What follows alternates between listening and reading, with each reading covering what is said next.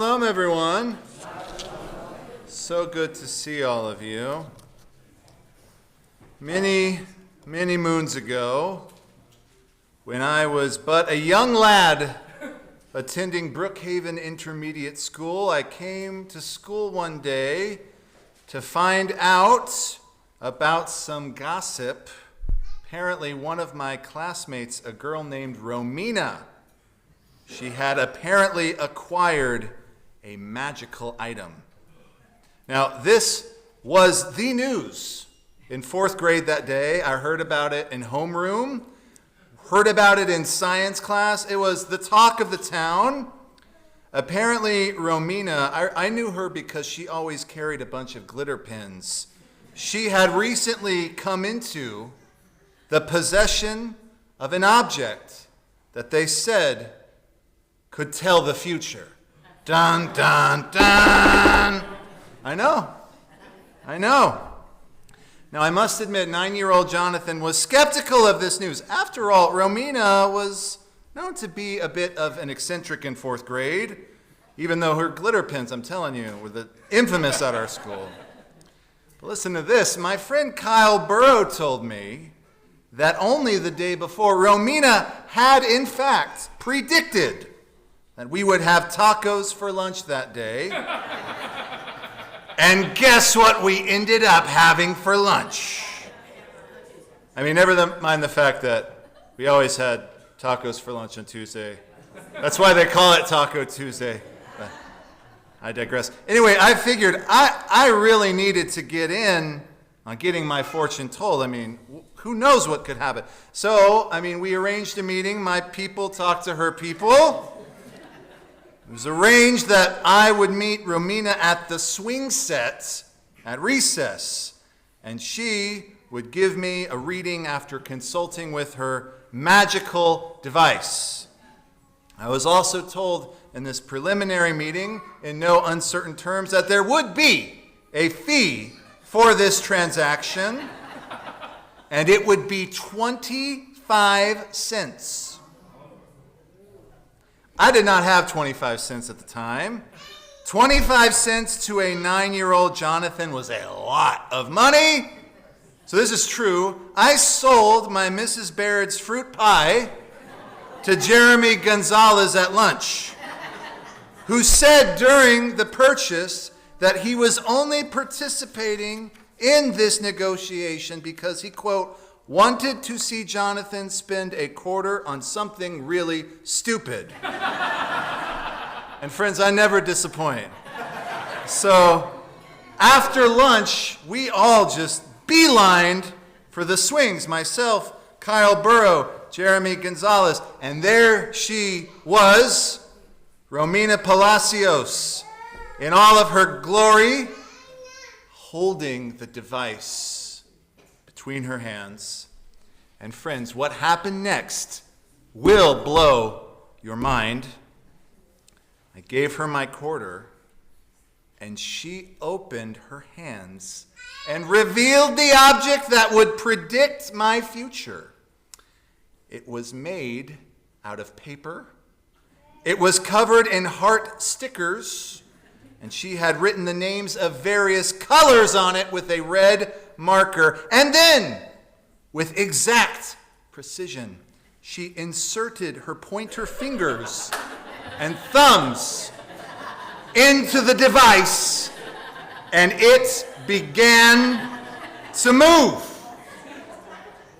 And she counted aloud, 1, 2, 3, 4. And I remember watching this, absolutely stunned. Just stood there, mesmerized, until she finally broke the trance. She said, pick a color. Blue, B-L-U-E. Amazing. Then she said, now pick a number between 1 and 8. A number? What's a number? I couldn't think of a number. I was so in awe of this unadulterated magic that was being performed before my very eyes. I looked at Jeremy Gonzalez, by the way, the kid who lent me the quarter. He was blown away too. Yeah, how stupid is my 25 cents now, Jeremy? Still had to pick a number, so I finally just blurted out 5. She did it again. 1, 2, 3, 4, 5. And when she got to the number 5, she opened up one of the magical flaps within the device, and it had written on it a special note. Nay, an oracle was written on that flap.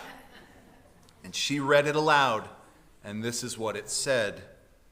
She said, Jonathan, one day you will live in a house on a hill. This prophecy was a lot for me to handle, if I'm being honest. A hill? Really? I asked Romina for more clarification or even another prediction, but I didn't have another 25 cents, so she said no. And this enraged me. I'd already blown precious fruit pie money on this. Come on, give me another one. Nope. No dice. 25 cents a pop. Friends, I walked away from that swing set a broken and confused man. I live in a house on a hill. What did that mean? What kind of house? Will I have a dog? Will I have a best friend next to me? I had to find out. I needed another quarter. So that night I hatched a plan. I knew my parents would never agree to fund such nonsense. So I approached my older brother and I told him everything. I told him about Romina, the house on the hill, the 25 cents, everything. And he listened and said, Jonathan, that's literally the dumbest thing I've ever heard. And then he punched me on the arm and told me to get out of his room. So I decided my only other avenue to get a quarter was to check the place that no one ever remembers to look.